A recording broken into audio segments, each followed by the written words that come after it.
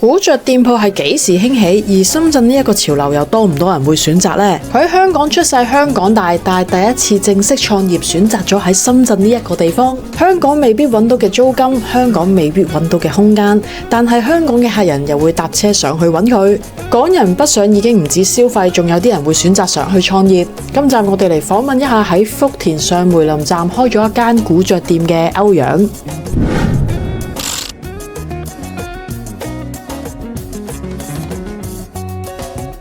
好多朋友咧選擇咧放假嚟深圳玩，但係其實咧而家咧已經有好多嘅朋友仔咧選擇嚟到深圳呢度創業喎。咁之前咧我喺 IG 嗰度咧見到有一個人咧係香港人嚟嘅，咁佢嚟到咧福田嘅上梅林站呢一度咧開咗一間鋪頭。咁我直至咧有少少私心之下咧，就想問下咧究竟香港人喺度創業嘅困難，所以咧特別喺 IG 度問咗佢咧可唔可以俾我訪問一下，而佢咧竟然應承咗。我哋而家咧就上去探下佢先。每日大概1點鐘時間，歐陽就嚟到上梅林站嘅理想公館，準備為店鋪開門。我就喺 IG 上面見到佢分享日常鋪頭嘅科。好耐冇見，我係由香港去深圳開古着店嘅歐陽。亦都喺小紅書見過佢用普通話去介紹佢嘅鋪頭。誰說深圳沒有樂隊踢？Hello，大家好，這是瓦屋古着。香港人喺深圳創業，究竟係有佢嘅優勢定係有佢嘅難處呢？喺香港嘅時候，你係打工啦定係創業嗰度？由做 online shop 嘅時候，其實我係打緊工嘅，我自己有份正職，係都好 stable 嘅。因為我嗰份正職都做咗好幾年，應該有6、7年啦。就覺得有個樽頸位啦，已經。我第一次創業係疫情之前係19年，都係做 online IG shop 先嘅。嗰陣時係咪好興韓國貨嘅？東大門嗰度。嗰陣時我係專做韓國男裝貨嘅。其實做韓國貨嘅時候咧，應該大概做咗半年左右。其實我都已經上軌道啦，好好彩，都幾順利。因為可能又係食正嘅風口，係啦。咁跟住，但係遇着個疫情，咁就冇做啦。咁跟住之後繼續打工啦。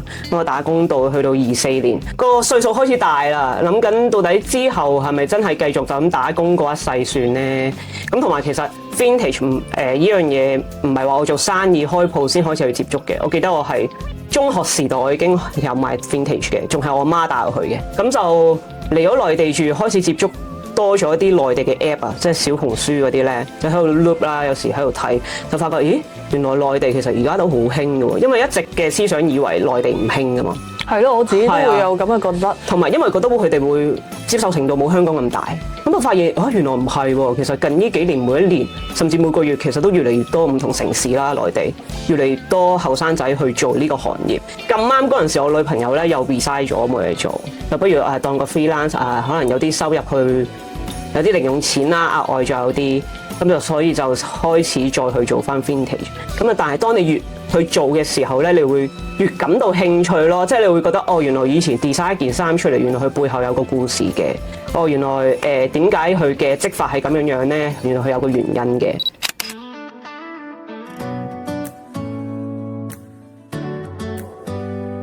每件衫都可能有佢背後嘅故事，了解更多不如分享2件嚟睇下。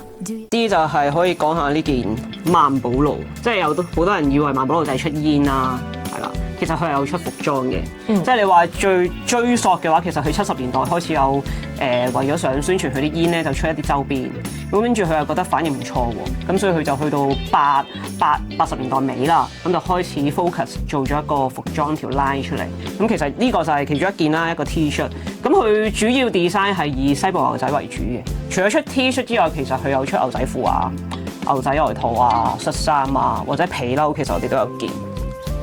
呢個比較重，成件都係牛皮嚟嘅。哇，好有型喎！係啦，都係萬寶路出嘅。咁就我自己覺得佢80到90年代嘅衫係比較型咯。即係好多人都會咁諗啦，係咪二手衫啊？我哋應該點樣定義 vintage 呢樣嘢？其實 vintage 咧，佢係二手衫嚟嘅，但係其實亦都有全新收藏，一直係用嚟收藏而唔係自己着嘅，咁所以都會有全新嘅，係啦。咁但係點樣去定義呢件衫係咪 vintage 咧？基本上行內嘅話就會覺得，起碼呢件衫要有20-30年歷史，先至稱得上叫 vintage。咁呢度大概你創業創咗幾耐？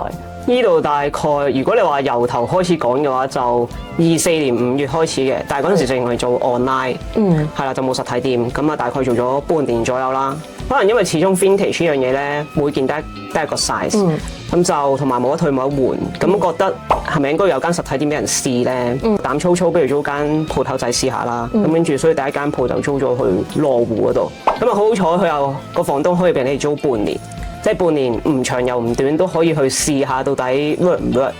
跟住又覺得 OK 喎，得得地，咁所以就之後就再搬到而家呢間福田上梅林呢間鋪咯。total 嚟講應該2年多1個月左右咯。咁喺羅湖嗰度係近唔近口岸㗎？羅湖嗰度唔近嘅都要轉車，要轉2條線。去到夜晚6點後冇人嘅，因為我係嗰間鋪係嗰啲好舊嘅屋，可能50-60年嘅屋嘅小區裏邊嘅地鋪。咁但係點解嗰陣時會揀嗰度？主要係佢咁啱對面咧，對面馬路有條街咧，叫做有一條村叫元嶺新村。其實應該有啲香港人都會知，因為佢嗰度有好多 coffee shop 啊，都有2-3間 vintage 店，跟住有好多打卡位。咁我想睇下會唔會嗰度嘅人流可以帶動我間鋪，所以嗰陣時就揀咗去嗰度。其實嗰陣時羅湖鋪頭嘅時候，開張第一日一定會有啲生意嘅，跟住之後連續幾日係食蛋嘅，冇生意嘅。即係你話有人嚟都已經好開心，拍烏蠅嗰陣時係，跟住喺度諗下到底點樣可以令人知道我哋呢個位置有我哋呢間鋪咧？咁就所以開始就接觸自媒體去拍片。你好多時都會拍片啦。咁對啱啱一個新開鋪頭嘅人，其實有冇啲咩困難或者好辛苦咧？困難好辛苦，我自己覺得我嘅時間啦，拍片或者剪片時間係比其他人多。因為我係兼顧香港同內地，變相我一條片裏邊要錄2次音，一個廣東話，一個普通話，字幕都係啦，一個繁體一個簡體。Even 係大家應該都睇到我去日課都有時會拍 vlog 啦，有時係已經唔夠瞓㗎，譬如出發去搭緊的士去一個地點去攞貨嘅時候，的士途中係剪緊片。好啦，呢個地點攞完，上的士去下個地點又係剪緊片。係真係 non-stop 不停咁樣做嘢，所以都幾攰啊！就算其實瞓覺時間都唔夠，但係都堅持要去做咯。幾多尺呢？呢間鋪頭呢度400零尺左右咯，400零尺。咁租金大約幾多錢啊？租金嘅話，你話以我呢間鋪為例嘅話，我就7000蚊人民幣。7000蚊。咁你當初有冇諗過，其實喺香港定喺深圳有冇掙扎過呢個目？其實冇掙扎，起碼有90%會係決定咗係深圳嘅。因為始終深圳創業嚟講成本比較低。即係無論係租金啊、水電煤啊、人工啊各樣嘢，都係會比香港低嘅。你話我嗰陣時開鋪創業嘅時候，係咪有一筆好大量嘅資金去做呢？其實唔係嘅，都要睇返自己嘅能力咯。嗰陣時我嘅能力就只可以喺深圳，咁同埋嗰陣時其實我已經搬咗去深圳度住啦。開鋪之前，嗱呢間鋪位7000蚊啦，即係可能你2個嘅人工啦，維唔維持到呢？維持到嘅，如果咪都唔會繼續做緊。維持到嘅，即係都維持咗自己嘅日常生活啊，儲到少少錢啊咁樣咯。好似呢一棟嘅商廈啦，叫商廈公寓咯，可以叫做佢係商住兩用。有啲係做生意，有啲係自住，有啲可以好似 Airbnb 咁樣住咁樣。佢應該係我喺網上就睇到，其實唔止呢一間嘅鋪頭，佢有好幾間都係 vintage 嘅鋪頭嘅。冇錯。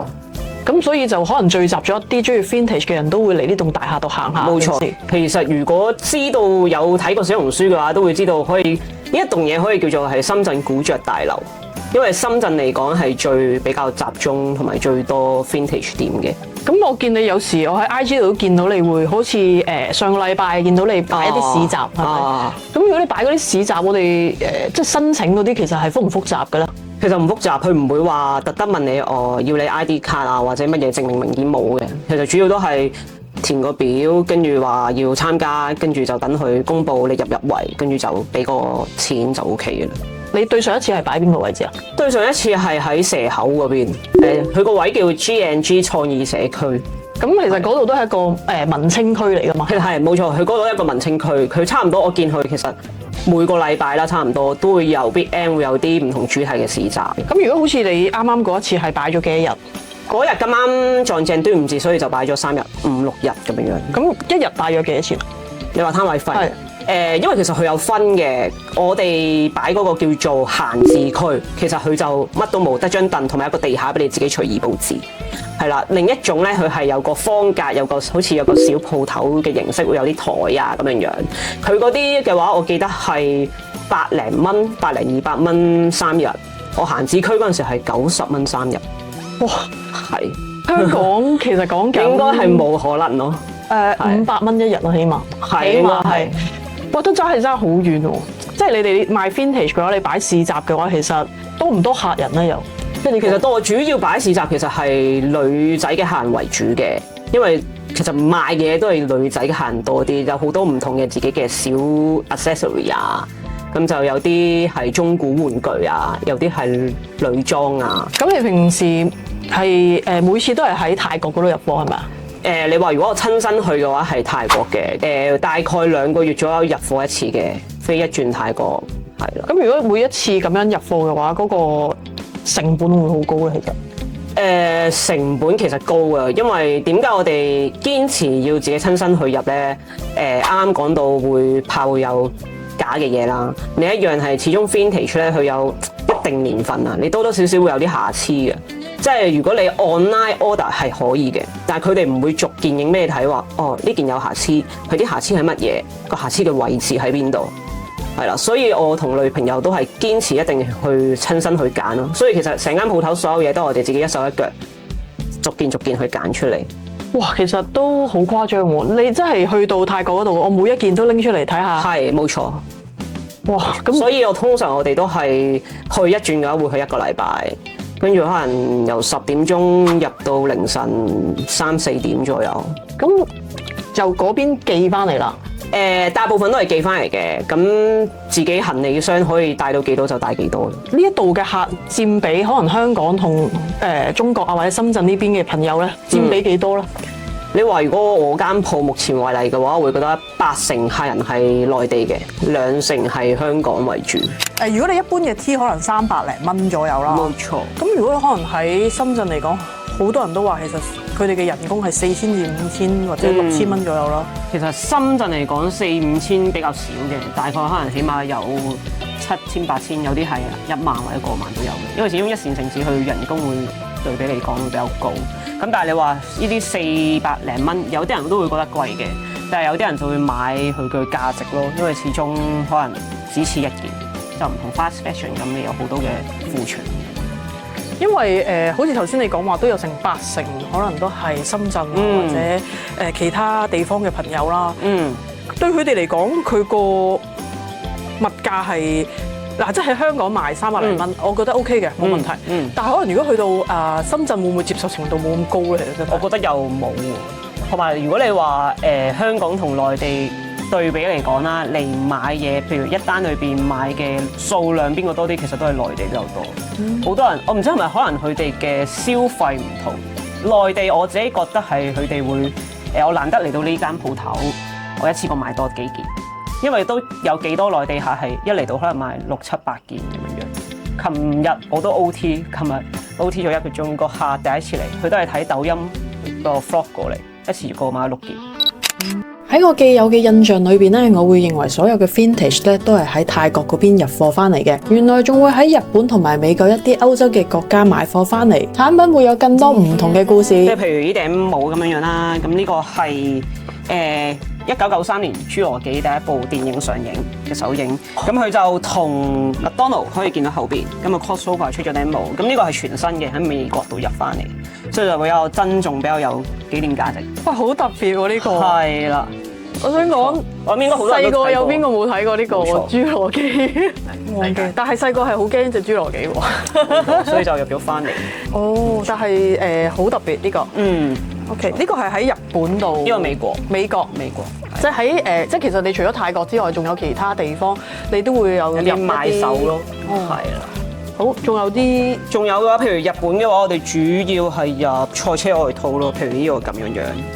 係啊，呢個就我哋專登 IG DM 咗呢間公司去問，到底你呢件衫係講啲乜嘢，大概年份係幾多？好好，佢係真係覆我哋。